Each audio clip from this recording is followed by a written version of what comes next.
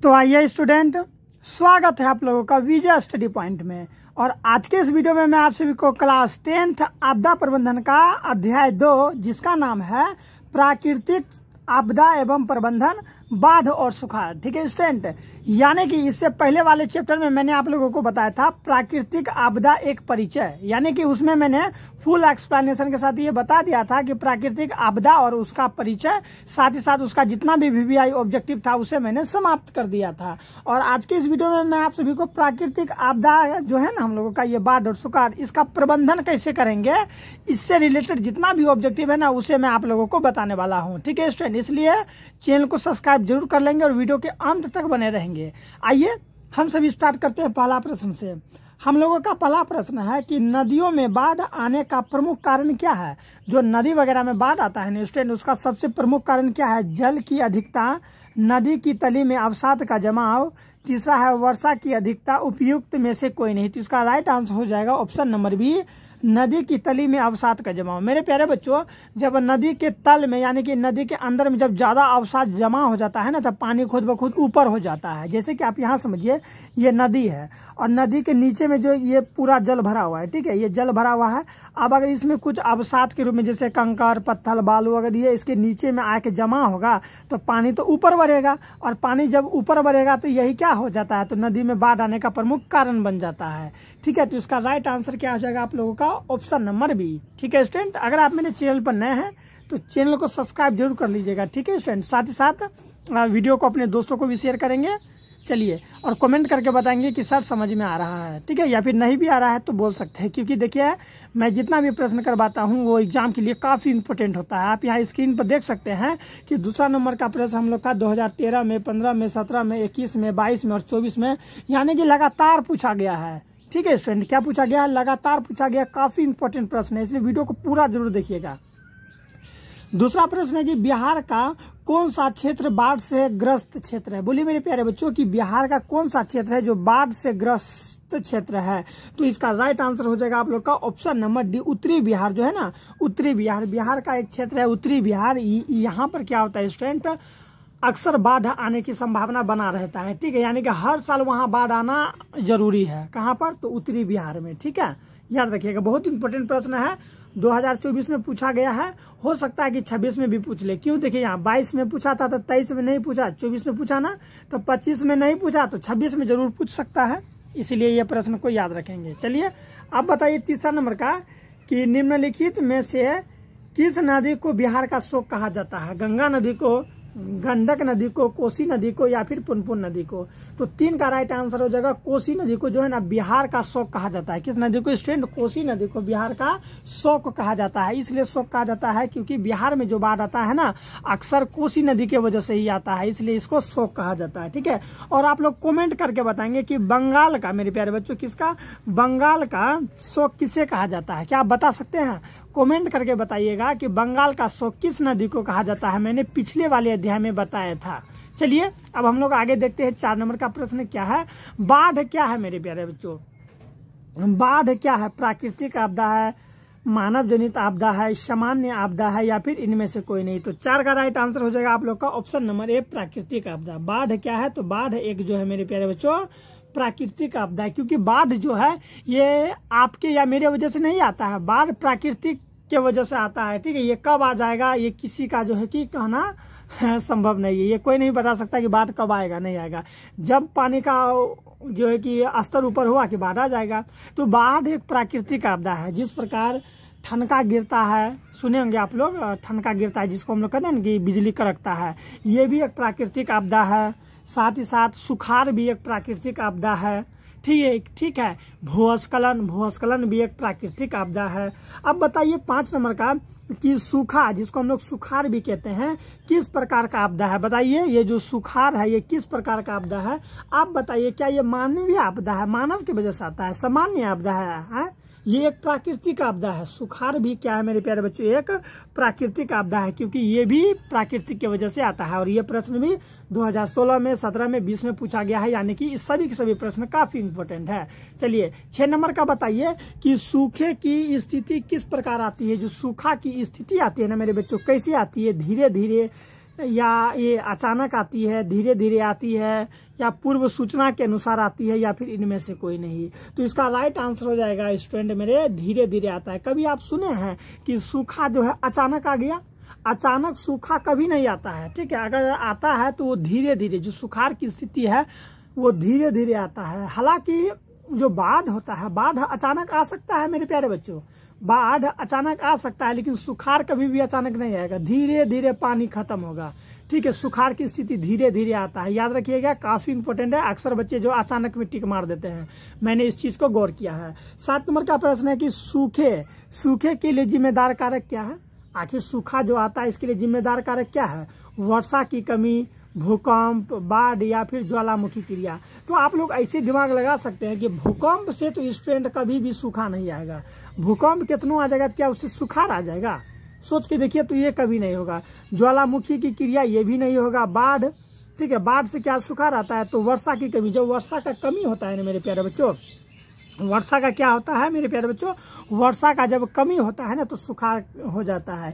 इसीलिए वर्षा होना अनिवार्य है। और वर्षा कब होगा मेरे प्यारे बच्चों? जब अधिक से अधिक हम लोग पेड़ पौधा लगाएंगे ना, तब वर्षा होगा। क्योंकि आपको पता है कि हम लोग जितना ज्यादा पेड़ लगाएंगे वर्षा उतना ज्यादा होगा। जिस क्षेत्र में जितना ज्यादा वन होगा वहां पर वर्षा उतना ही ज्यादा होगा, और जिस क्षेत्र में जितना वन कम होगा वहां वर्षा उतना ही कम होगा। जैसे कि आप लोग देख लीजिए, मेघालय में खूब वर्षा होता है क्योंकि वहां चारों तरफ वृक्ष बहुत है मेरे प्यारे बच्चों। और राजस्थान में वर्षा होता ही नहीं है, कभी कभी होता है क्योंकि वहाँ पेड़ पौधा उतना है ही नहीं। इसीलिए अगर आप लोग चाहते हैं कि सुखाड़ का स्थिति नहीं आए, पर्यावरण नॉर्मल है, ठीक है, कभी कभी देखते गर्मी उर्मी कितना आ जाता है, तो हाँ, पर्यावरण अगर नॉर्मल है तो उसके लिए भी आप वृक्ष लगाइए। साथ ही साथ वृक्ष लगा के के हजारों फायदे हैं। आपको उससे कितना फल मिलता है, छांव मिलता है, ऑक्सीजन मिलता है, जलावन मिलता है, लाह मिलता है, गोंद मिलता है, फल फूल, अनेक चीज मिलता है स्टूडेंट, ठीक है। इसलिए वृक्ष लगाना अति आवश्यक है। चलिए आगे देखिए, लेकिन आगे बढ़ने से मेरे प्यारे बच्चों, अगर वीडियो को लाइक नहीं किया तो जरूर लाइक कर दे और चैनल को सब्सक्राइब जरूर कर लेंगे, ठीक है। 8 नंबर का प्रश्न है कि सूखे से, ठीक है, सूखे से बचाव का एक प्रमुख तरीका क्या है, या प्रमुख क्रिया क्या हो सकता है? तो बताइए, सूखे से बचाव का एक प्रमुख क्रिया क्या हो सकता है? तो ऑप्शन नंबर बी हो सकता है, वर्षा जल संग्रह करना। अगर आप वर्षा का जल को संग्रह करेंगे ना तो सूखे से जो है ना बचाव हो सकता है, क्योंकि आप वर्षा जल को संग्रह करके रखे हैं तो वही पानी को आप मुसीबत के समय में प्रयोग करेंगे। 9 नंबर का प्रश्न है स्टूडेंट की कुशहा तटबंध किस नदी पर है? तो ये जो कुशहा तटबंध है ना, ये कोसी नदी पर है। याद रखिएगा कि कुशहा तटबंध किस नदी पर बना हुआ है मेरे प्यारे बच्चों? तो कोसी नदी पर है, ठीक है, भूलिएगा नहीं। चलिए 10 का देखिए कि बिहार की बड़ी त्रासदियों में से एक है। बताइए, बिहार की बड़ी त्रासदियों में से एक क्या है? भूस्खलन है, चक्रवात है, बाढ़ है, या फिर सुखाड़ है? तो 10 का राइट आंसर हो जाएगा ऑप्शन नंबर सी हो जाएगा, बाढ़ है, ठीक है। क्योंकि बिहार में जो है ना, कुछ आए या नहीं आए, बाढ़ तो जरूर आएगा, ठीक है। कोई भूस्खलन, चक्रवात, सुखाड़ ये आए या नहीं आए, बाढ़ तो फिक्स है कि आएगा ही आएगा। इसीलिए इसको बड़ी त्रासदियों में से एक माना जाता है। अगला प्रश्न है कि भाखड़ा नांगर बांध किस नदी पर है? ये जो भाखड़ा नांगर बांध है वो किस नदी पर बना हुआ है? तो ऑप्शन नंबर डी, सतलज नदी पर बना हुआ है। किस नदी पर बना हुआ है? सतलज नदी पर। अगला है कि पश्चिम बंगाल में बाढ़ की विभीषिका वाली कौन सी नदी है? बताइए, पश्चिम बंगाल में बाढ़ की विभीषिका वाली कौन सी नदी है? दामोदर नदी है, महानदी है, गंगा नदी है, या फिर कोसी नदी है? तो इसका राइट आंसर हो जाएगा ऑप्शन नंबर ए, दामोदर नदी। मेरे प्यारे बच्चों, कौन सी नदी है? दामोदर नदी है। अगला है कि सतलज नदी पर, ठीक है मेरे प्यारे बच्चों, सतलज नदी पर कृत्रिम जलाशय बनाया गया है। बताइए, सतलज नदी पर कृत्रिम जलाशय बनाया गया है। सरदार सरोवर बनाया गया है, या फिर पंत सागर, गोविंद सागर, या फिर नागार्जुन सागर? तो 13 का राइट आंसर हो जाएगा ऑप्शन नंबर सी हो जाएगा, गोविंद सागर। क्या हो जाएगा मेरे प्यारे बच्चों? गोविंद सागर। अगला बताइए 14 का क्या हो जाएगा? 14 वाला जो प्रश्न है ये 2013 में, 22 में और 23 में पूछा गया है। बताइए कि कृषि सुखाड़ होता है, कृषि सुखाड़ क्यों होता है? जल के अभाव में, या फिर मिट्टी के नमी के अभाव में, मिट्टी के क्षय के कारण, या फिर मिट्टी की लवणता के कारण? तो 14 का राइट आंसर हो जाएगा आप लोग का option number B. Option number B, मिट्टी के नमी के अभाव के कारण क्या होता है? कृषि सुखाड़ होता है। अगर मिट्टी में नमी की मात्रा यानी कि पानी की मात्रा धीरे धीरे समाप्त होने लगेगा तो क्या होगा?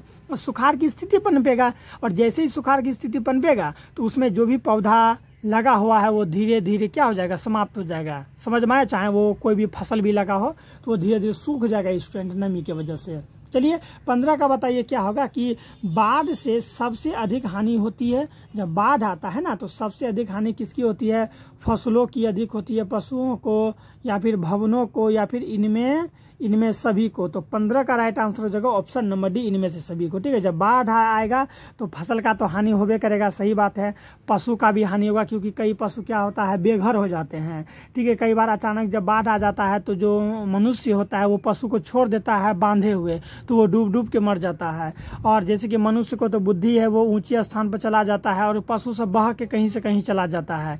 और भवन का तो नुकसान है ही। भवन का नुकसान मेरे प्यारे बच्चों कैसे है? तो भवन में पानी प्रवेश कर जाता है, करता है कि नहीं, पानी घुस जाता है, जिसकी वजह से काफी हानि होती है। चलिए इसीलिए इसका राइट आंसर हो जाएगा इनमें से सभी। जब बाढ़ आएगा ना मेरे प्यारे बच्चों तो फसल तो फिक्स है कि ये डूबेगा ही, भवन पशु ये सब का मेरे प्यारे बच्चों हानि होता है। ठीक है, 16 का है कि निम्नलिखित में से किस क्षेत्र के जाड़े के दिनों में बाढ़ से ग्रसित होने की आकांक्षा है? बताइए। निम्नांकित में से यानी कि निम्नलिखित ये जो ऑप्शन है, किस क्षेत्र में जाड़े के दिनों में, यानी जाड़े समझते हैं ना, ठंड के दिनों में बाढ़ से ग्रसित होने का आकांक्षा रहता है? केरल में, तमिलनाडु में, बिहार में या फिर असम में? तो 16 का राइट आंसर हो जाएगा आप लोग का ऑप्शन नंबर बी हो जाएगा, तमिलनाडु में। ठीक है मेरे प्यारे बच्चों, तमिलनाडु में क्या होता है, जाड़े के समय में भी बाढ़ आ जाता है।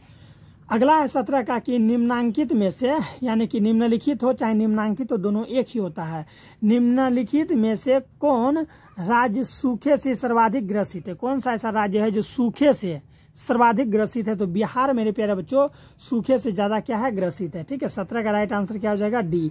यहाँ ऑप्शन के अकॉर्डिंग क्या दिया है मेरे प्यारे बच्चों, ऑप्शन नंबर डी दिया है, गुजरात। ठीक है, निम्नलिखित में से कौन सा राज्य जो है कि सर्वाधिक सूखे से ग्रसित है? तो गुजरात दिया है। ठीक है, और बिहार में भी तो बाढ़ ज्यादा आता है, सुखाड़ भी आता है। ठीक है, तो चलिए हम लोग गुजरात से चलेंगे। हालांकि सुखाड़ बिहार में भी आता है, इसलिए मैं आपको भी बिहार बता रहा था, लेकिन इसका राइट आंसर हो जाएगा गुजरात। एक बार फिर से समझ लीजिए कि निम्नलिखित में से कौन राज्य सूखे से सर्वाधिक ग्रसित है? सूखे से अगर सबसे ज्यादा, अच्छा यहाँ पर सर्वाधिक कहा गया है। बिहार में तो सूखा आता ही है, लेकिन सबसे ज्यादा अगर है सर्वाधिक है तो गुजरात में। ठीक है, आगे चलिए 18 नंबर का प्रश्न हम लोग देख लेते हैं क्या है कि बाढ़ की प्रमुख कारण है। बाढ़ का जो प्रमुख कारण है, वो बाढ़ का प्रमुख कारण क्या है? तो बाढ़ का प्रमुख कारण है जल की अधिकता, सही बात है। नदी तल में मलबों का निक्षेपण, ये भी सही बात है। वर्षा की अधिकता, ये भी सही बात है। इसलिए इसका राइट आंसर क्या हो जाएगा, इनमें से सभी। ठीक है मेरे प्यारे बच्चों, 19 नंबर का प्रश्न है कि बिहार के कितने जिलों में आपदा कार्रवाई केंद्र स्थापित करने की योजना बनाई गई है मेरे प्यारे बच्चों? तो 38 जिला में। ठीक है, 38 जिला में क्या किया गया है, आपदा कार्रवाई केंद्र स्थापित करने की योजना है। क्योंकि जो ये आपदा है ये कौन सा जिला में आ जाएगा और कब आ जाएगा ये किसी को भी पता नहीं है, इसलिए 38 जिला में आपदा कार्रवाई केंद्र स्थापित करने की योजना है। नेक्स्ट है 20 नंबर का कि आपदा प्रबंधन का प्रमुख घटक कौन है? बताइए, आपदा प्रबंधन का जो प्रमुख घटक है मेरे प्यारे बच्चों वो कौन है? तो इनमें से सभी है, यानी कि स्थानीय प्रशासन ये भी है, स्वयं सेवी संगठन ये भी है, गांव मोहल्ला के लोग ये भी है। इसलिए इसका राइट आंसर होगा इनमें से सभी।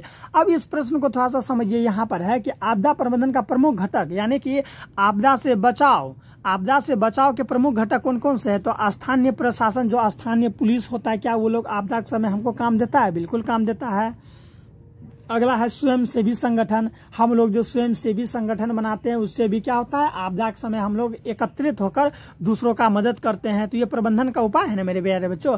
अगला है गांव मोहल्ला के लोग, गांव समाज के लोग भी आपस में मिलकर क्या करते हैं, आपदा से लड़ने का प्रयास करते हैं। जैसे कि कभी किसी के घर में आग लग गई है तो क्या गाँव मोहल्ला, जब तक पुलिस प्रशासन आएगा तो तब तक हम लोग क्या करते हैं, गांव मोहल्ला के लोग मिलके ही तो आपदा से लड़ते हैं ना मेरे प्यारे बच्चों, और आग को बुझाते हैं। तो आखिर गांव मोहल्ला के लोग आया कि नहीं आया उसमें? बिल्कुल आया, इसलिए इसका राइट आंसर होगा इनमें से सभी। नेक्स्ट प्रश्न है कि आपदा के समय कौन सी समस्या संचार में बाधक होती है? बताइए, जब आपदा आता है ना तो कौन सा समस्या संचार में बाधक होता है। तो 21 का राइट आंसर क्या होगा आप लोग का? ऑप्शन नंबर ए हो जाएगा। ठीक है, मोबाइल टावरों तथा ट्रांसमिशन टावरों का टूटना। संचार का अर्थ वही हुआ जो हम लोग फोन वगैरह पर बातचीत करते हैं ना, वही चीज हुआ। जब भी आपदा अगर ऐसा कोई आता है तो क्या होता है, ये सब टावर वगैरह टूट जाता है, जिसकी वजह से हम लोग का फोन उन लगना थोड़ा मुश्किल हो जाता है और हम लोग को और अधिक कष्ट होने लगता है। ठीक है स्टूडेंट, इस तरह से हम लोग 21 प्रश्न को समाप्त कर दिए और बाकी के भी 9 प्रश्न और है, क्योंकि इस अध्याय में मैं आप लोगों को टोटल 30 VVI ऑब्जेक्टिव करवाऊंगा। ठीक है, पूरा वीडियो को देखिएगा, मजा आ जाएगा। हर एक प्रश्न को तैयारी कर लीजिए। मैं गारंटी के साथ कहता हूं कि आप लोग बहुत ही अच्छा नंबर लाएंगे और इस चैप्टर से आप लोगों का एक भी मार्क्स कटने वाला नहीं है। इसलिए स्टूडेंट, अगर आप लोग अभी तक मेरे चैनल को सब्सक्राइब नहीं किए हैं तो जरूर कर लेंगे। अपने दोस्तों को भी शेयर करेंगे व्हाट्सएप के माध्यम से, ताकि वो लोग भी पढ़ सके। ठीक है मेरे प्यारे बच्चों, चलिए 22 नंबर का बताइए क्या होगा। 22 का आप लोग जवाब दीजिए कि कृषि, ठीक है, कृषि सूखा से बचने का सर्वोत्तम उपाय क्या है। कृषि में जो सुखाड़ आता है, इससे बचने का सबसे अच्छा उपाय क्या है? तो याद रखिएगा, जल संसाधन का वैज्ञानिक विकास करना। जो जल संसाधन है, जल का वैज्ञानिक रूप से अगर हम लोग इसका क्या करते हैं, व्यवहार करते हैं, प्रयोग करते हैं, तो सूखा क्या हुआ, कृषि सूखा से हम लोग बच सकते हैं। समझ में आया? इसलिए इसका राइट आंसर क्या हो जाएगा 22 का? Option number B. नेक्स्ट है कि नदियों के जल, ठीक है मेरे प्यारे बच्चों, नदियों के जल ग्रहण क्षेत्र में वृक्षों के रहने से क्या लाभ होता है? बताइए क्या लाभ होता है? तो इसका ऑप्शन है पहला कि जलावन की लकड़ी प्राप्त होती है, पशुओं को चारा मिलता है, प्राकृतिक सौंदर्य बढ़ता है, या फिर बादल आकर्षित होते हैं और वर्षा की संभावना बढ़ती है। तो 23 का राइट आंसर हो जाएगा ऑप्शन नंबर डी। ठीक है, बादल आकर्षित होते हैं और क्या होता है, वर्षा की संभावना बढ़ती है। समझ में आया कि नदियों के जल संग्रह क्षेत्र में वृक्षों के रहने से यही लाभ होता है कि मान लीजिए अगर कोई नदी है, नदी के आसपास में या फिर कहीं पर भी अगर आप ज्यादा से ज्यादा वृक्ष लगाते हैं तो बादल वहाँ आकर्षित होता है, और जब बादल आकर्षित होगा तो वहां पर वर्षा होगी। और जैसे ही वर्षा होता है मेरे प्यारे बच्चों कि वहां पर हरा भरा चारों तरफ हो जाता है। समझ में आया? चलिए अब हम लोग आगे देखते हैं 24 नंबर का प्रश्न क्या कहना चाह रहा है कि भूकंप के समय मेरे प्यारे बच्चों, किसके समय? भूकंप के समय पृथ्वी की सतह पर सबसे पहले पहुंचने वाली तरंग कौन सी है?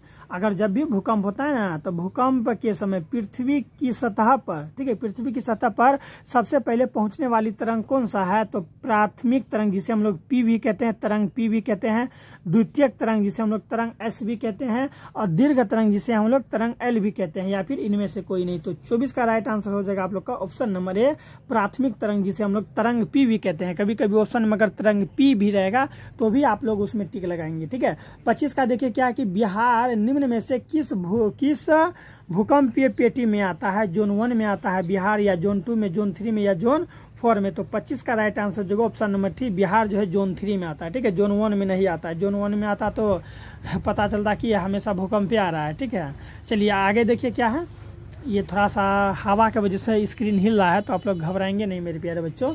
चलिए अगला देखिए 26 का क्या है कि भूतल पर वह केंद्र जहां भूकंप तरंग का सर्वप्रथम अनुभव होता है वो क्या कहलाता है मेरे प्यारे बच्चों? वो क्या कहलाता है? तो वो भूपटलीय दरार के क्षेत्र कहलाते हैं। ठीक है, भूपटलीय दरार के क्षेत्र कहलाते हैं। नेक्स्ट है कि निम्न में से भूकंप तरंग मापन यंत्र कौन सा है? निम्न में से भूकंप तरंग मापन यंत्र कौन सा है? बैरोमीटर है, सिस्मोग्राफ है, एमिनोमीटर है, या फिर थर्मामीटर है? तो 28 का राइट आंसर हो जाएगा ऑप्शन नंबर बी हो जाएगा, सिस्मोग्राफ है। ठीक है, भूकंप ये जो है ना, भूकंप तरंग मापन यंत्र कौन सा है? तो सिस्मोग्राफ है, याद रखिएगा। चलिए और नहीं दिख रहा है क्या? चलिए अब दिखेगा। सॉरी स्टूडेंट, मिस्टेक हो गया था, फिर से समझ लीजिए कि बता रहा है यहाँ पर कि भूकंप जो होता है ना, तो वो मापने का यंत्र कौन सा है? तो सिस्मोग्राफ है। क्या है? सिस्मोग्राफ है। अगला है कि पूर्वी बिहार प्रायः किस आपदा से ग्रसित रहता है? बताइए, जो पूर्वी बिहार है ना, वो किस आपदा से ग्रसित होता है? भूकंप से, बाढ़ से, सूखा से, या फिर इनमें से कोई नहीं? तो 29 का राइट आंसर हो जाएगा ऑप्शन नंबर बी हो जाएगा, बाढ़ से। किससे? बाढ़ से ग्रसित होता है पूर्वी बिहार, याद रखिएगा। 29 का right answer option number B. Next है कि कौन सी मेरे प्यारे बच्चों, कौन सी नदी जो है, ठीक है, कौन सी नदी बंगाल का शोक कहा जाता है? तो बंगाल का शोक, ठीक है, मैंने आपको प्रश्न किया था बताने, कमेंट में बताने के लिए कि कौन सी नदी को बंगाल का शोक कहा जाता है? इसका राइट आंसर हो चुका दामोदर नदी को। ठीक है, दामोदर नदी को जो है कि बिहार का शोक कहा जाता है। तो स्टूडेंट, इस तरह से हम लोग का 30 VVI ऑब्जेक्टिव अध्याय 2 का समाप्त होता है। अगर आप लोग अध्याय 1 आपदा प्रबंधन वाला नहीं देखे हैं तो जरूर देख लेंगे। इसी तरह मैं आप लोगों को टोटल VVI ऑब्जेक्टिव आपदा प्रबंधन का समाप्त करूंगा। अगर आप लोगों को अच्छा लग रहा होगा तो चैनल को सब्सक्राइब करके अपने दोस्तों को भी शेयर करेंगे। ठीक है, बाय, मिलते हैं नेक्स्ट वीडियो में। अपना ख्याल रखिएगा।